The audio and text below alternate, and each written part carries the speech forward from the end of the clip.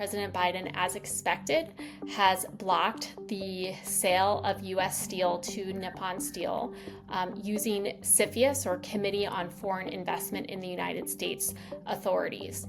When the president uses a national security rationale for intervening into market transactions, that's a big deal. And so what's concerning about this block is that it is expanding how we think about national security risks from these more narrower understandings of concerns about the defense industrial base or specific emerging technologies falling into the hands of strategic competitors or adversaries. That means that we may see many more blocks, that it is harder to constrain this very powerful committee if the president is saying that this is a national security concern.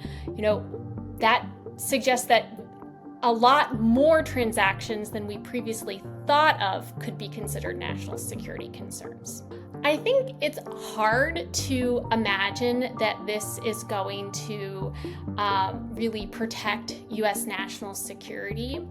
And that's because Japan is a major treaty ally, and we have several other major steel producers in the U.S.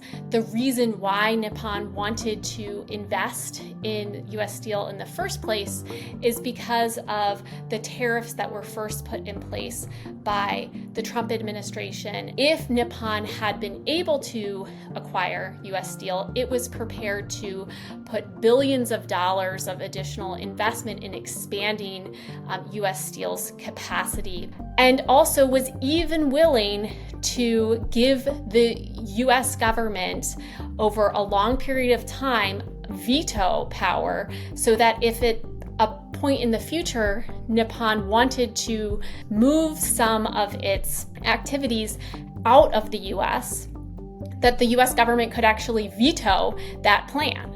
And so I don't think that Nippon acquiring U.S. steel would have been a major U.S. national security concern. I think, in fact, having Nippon investing in U.S. steel capacity and capabilities would have benefited U.S. national security by increasing our capabilities and our industrial base around steel. Finally, by blocking a transaction by a major treaty ally, the U.S. is communicating that it is not interested in working for multilateral solutions to the challenges that Chinese dominance in many aspects of our global economy, including steel production, creates.